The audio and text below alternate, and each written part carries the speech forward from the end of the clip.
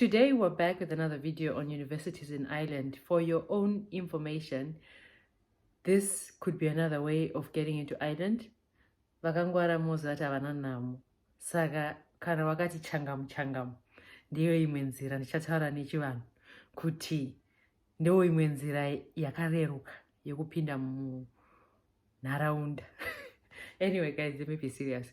Okay, so today I'm talking about the top 10 universities in Ireland. So there's people who want to come as students. There are people who probably are here already and have children who are going to be going to university. This might be beneficial to you. So what I've done is I've done a little research on 10 universities in Ireland. I will try to break it down on their specialities as we go, from what I've observed in my relocation to Ireland or in my time here in Ireland.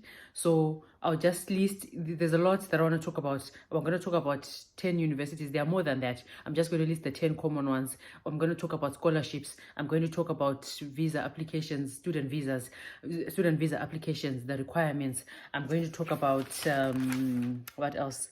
Roughly how much you're expecting to pay as a student. And once you're a student, the financial support that you can receive in Ireland. And yeah, I think that's basically it. There's a bit of info there, but I'm not going to spoon feed, guys. I'm just giving the general info. At the end or in the description box down below, I'm going to put links on where to get more information on scholarships, on where to get more information on the courses that are offered on the universities and all that, so that you can research for yourself if you're really interested in doing it. So otherwise, guys, thank you for your support. If you haven't liked, please like, share and subscribe. So the top 10 universities in Ireland, most of them are in Dublin. Trinity College Dublin is ranked the best. And so I know back home people will say university and college is very different. Yes, it is. But then this side, I feel like the recognition is still the same. Whether it's called Trinity College or it's called university or whatever, I feel like once you have completed, I don't really see the difference. You're still considered someone who went to university, rather, if I may put it like that. So I'll give you the 10 and then we'll move on to scholarships and all that. So number one, we've got Trinity College in Dublin, we've got University College Dublin, we've got National University of Ireland Galway. And bear in mind that I tried to pick universities from around Ireland, not just in Dublin. Well, mainly because Dublin is very expensive. So I'm running away from Dublin because I wouldn't think it would be a good idea to go to university there, even though the top 3 universities are in Dublin. I feel like it's too expensive, but if we can afford it, hey, why not? Anyway, we've got University College Cork. That's also very affordable, and I was looking at their fees per year for undergrad or postgrad. It's very, very affordable. And University of Limerick, we've got Maynooth University, we've got Technological University of Dublin, we've got Royal College of Surgeons Ireland, we've got Dublin City University, we've got Waterford Institute of Technology, and we've got Southeast Technological University. So these are all, okay, the last two, Waterford Institute of Technology and Southeast Technological University, are both in Waterford, but I just put them there. The point here was for me to say, okay, these are your 2 options, but there's one that's the Southeast Technological one is the recently opened technological university, I think, in the whole of Waterford. And then the Waterford Institute of Technology has been there or around for some time. But I've just noticed that a lot of people who are into IT will come to Ireland, maybe relocate to Dublin, and eventually actually transfer to Waterford. I think there's something, I don't know whether they're so good, so people would prefer to go and study there. So if you're looking into going into IT, Waterford Institute of Technology or Southeast Technological University will do you good. But anyway, University College of Cork is where most nurses are trained. Well, most of the nurses where I work who come on attachment train at University College of Cork. So if you're looking into going into the health sector, this would be your one of the colleges or the universities to think of. And then we've got University of Limerick. I know there's a lot of people in Limerick. If you're Zimbabwean, there are a lot of, not even Zimbabwean, if you're African, there are a lot of Africans in Limerick. And also, yeah, Galway as well. I think numbers are going up there if you're looking to go where there are lots of African people. Maynooth, I haven't had so many people go there, but you can look into it and research. You can Google all these. So these are just 10. I'm going to list them as well in the description box, and then you can look further into what they offer and if they offer scholarships. Right, let's go down to the Government of Ireland and scholarships for 2023.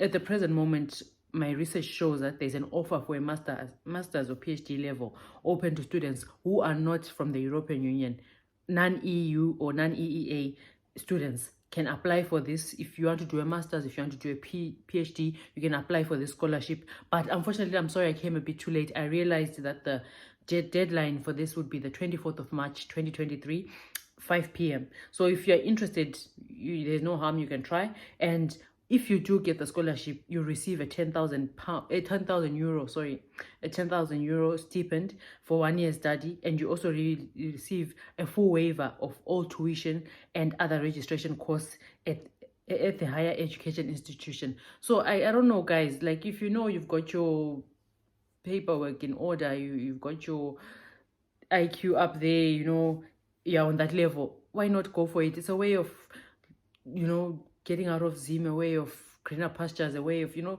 we can do things differently. Some will come in as nurses, some will come as spouses, some can come as students. I actually want to share I'll try to summarize the story of a lady I met that I work with. She's a care assistant and she's from Botswana, and she told me, you know, Pamela, when I relocated to Ireland, COVID had hit Botswana, and I was working in the hospitality industry, and we were the most affected, and I had no plan, I had no education, I had nothing, but I had a little bit of savings, and my sister helped me with 30,000 pula. That lady, you know, whenever I see you, I'm going to tell you to come and watch this because you really inspired me.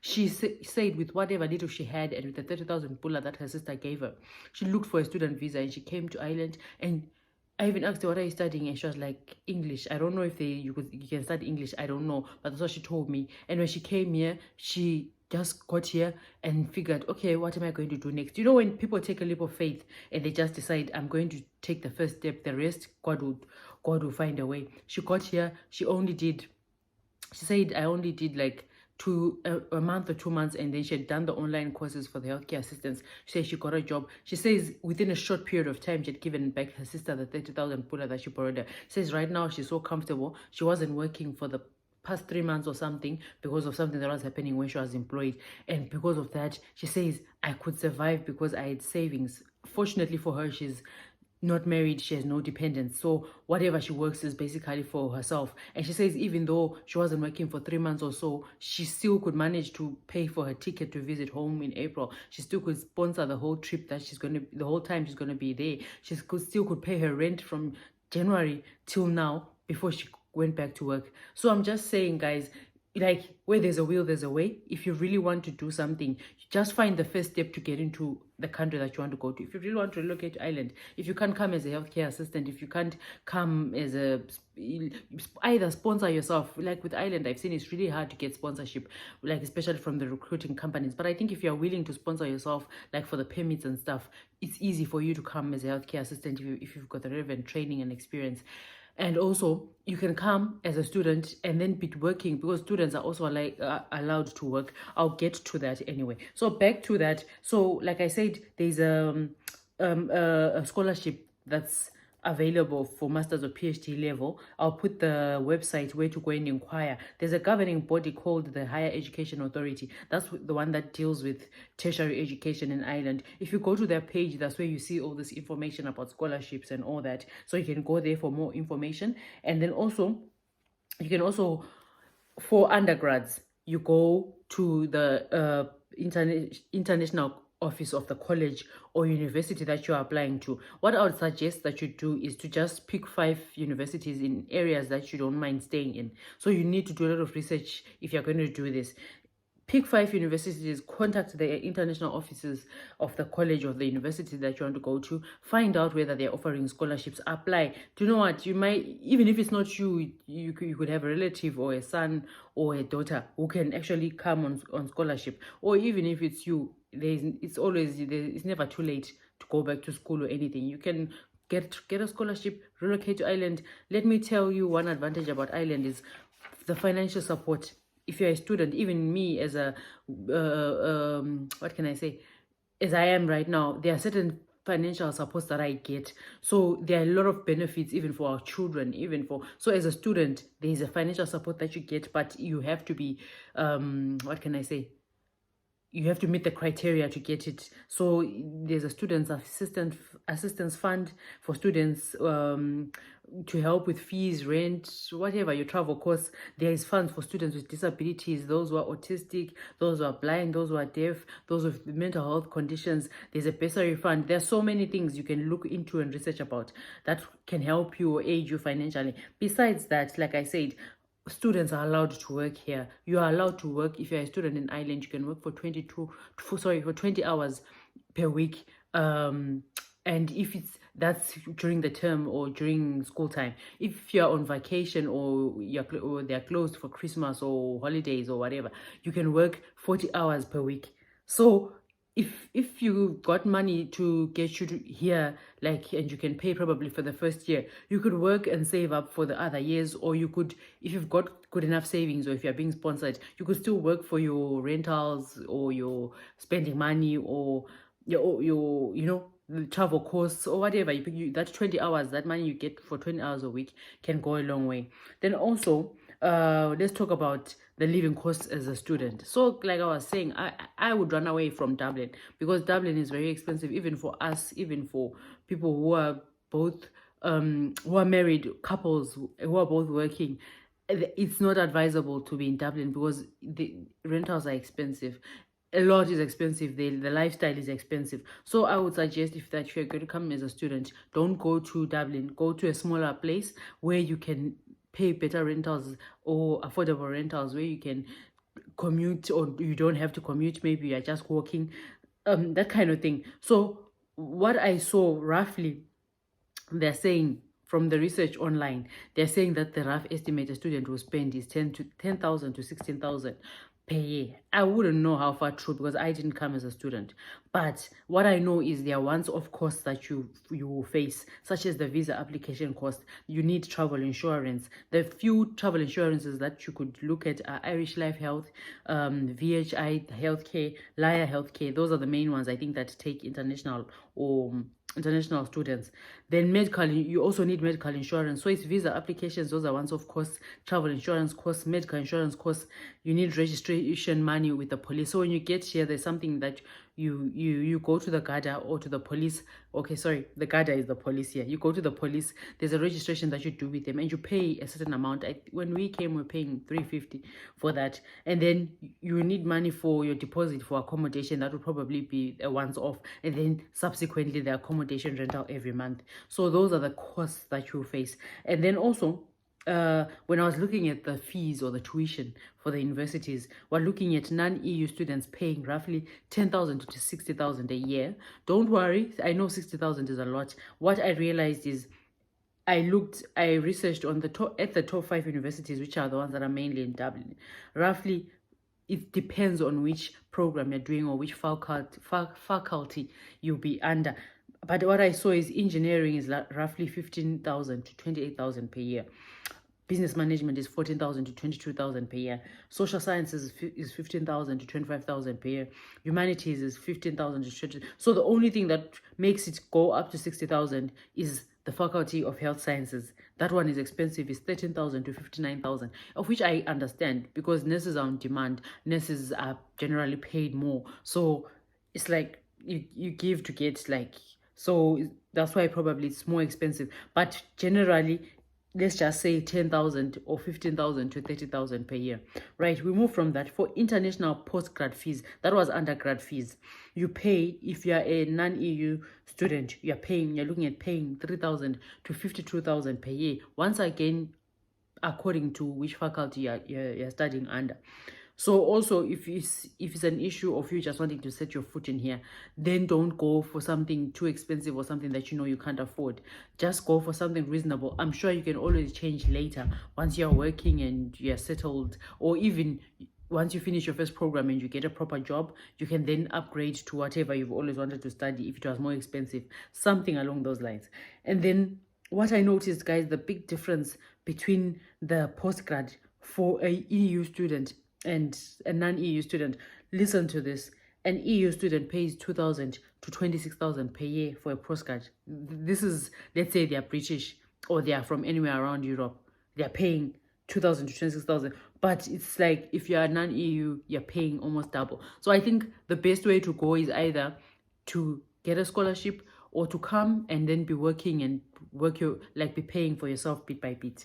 So, all right, let's talk about the visa application for a student. This one would be different from us coming as professionals because we would need to get a typical work letters and stuff like that. But when you're coming as a student, all you need is your letter of acceptance from the recognized college or university, and you should have a minimum of 15 hours per week of study, and then evidence of your academic ability to pursue the chosen course, like English language. So for other children back home, if you've gone to a grade A school, like maybe let's say for example in Bulawayo, if you're a convent or girls college, you obviously doing Cambridge. So if you have your Cambridge English results, I'm sure you don't need to do the IELTS. But I think, if you've done ZIMSEC, then you'll need to do the IELTS as well, and then evidence that the fees for the course have been paid in full. So this one, from what I researched, there's somewhere where it says you can pay at least 6,000 something per year, or if you have a scholarship, then you can produce your scholarship or whatever. I don't know the relevant documentation there, but I don't think you need to pay the total fees really. I think this you can inquire further before you apply. And then evidence that you have enough funds to maintain yourself for the initial part of your stay. So obviously there's no country that should allow you to come to them to be a burden. They want documented evidence.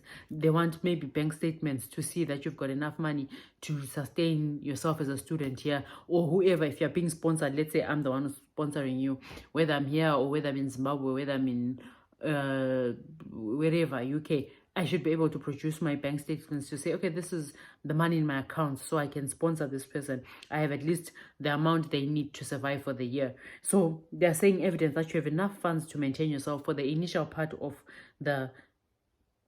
your stay. And roughly in brackets, they've put 7,000. So me as a sponsor, or you, if you're sponsoring yourself, should have at least 7,000 euros in your account. Let's work with 7,000 euros or 7,000 US because there's a slight difference. So you should have at least 7,000 US. Right, let's go on. Evidence that your sponsor has at least 7,000 euros for each subsequent year of your studies. So that also you can either, if you're self-sponsoring, it's the same as the one that I previously talked about. Evidence of private medical insurance. They will always want private medical insurance. So an explanation, even that one applies even to us as when we came as professionals.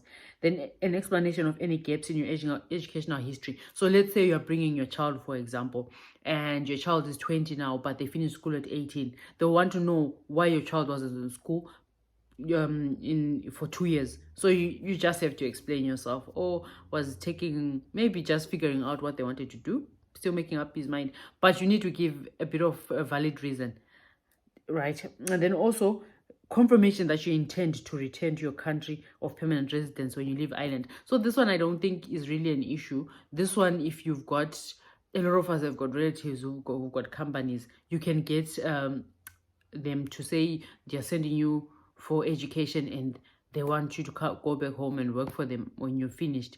Whatever, these things you can research and find out when they say evidence of this, what exactly are they looking for. I wouldn't know, again, guys, because I didn't come as a student, but this is just to help someone. It's just an idea that if I have an uncle who's got a business, I'll get him to write a letter to say that I'm going to work in his business when I'm finished. I'm coming over to train in this, and his business does this, and I'm going to go back and work there as the managing whatever, or the finance manager if I'm coming to study finance, something like that. I think that's what they want. Other than that, access to employment while in Ireland on student visa, I've talked about that you are permitted to 20 hours per week if it's during the term. And that goes a long way, guys, maybe in rentals or in food or in travel expenses or even in your fees. It depends now whether you're sponsored or you're not sponsored. I know what they do what they gotta do. Like which I shan't. If you know, I just get money to get myself to Ireland, you will know that now you need to work to make sure that you pay your fees for all the rest of the years till you're done at school. Other than that, yeah, that's basically it look out in the description box. I'm putting, this was a long one, sorry guys, I'm going to put in links where you can get more information on student scholarships, on the universities, what else, the financial supports. You can read about that, what kind of financial support you can get as a student here. Yeah, basically that's it. I hope it helps someone. Like I said, ndo imwe nzira yokupinda yokuisa gumbo rako muIreland wotoona zvokuita wotofamba nebhora. Anyway guys, hope you enjoy the video. Please like, please share, please subscribe.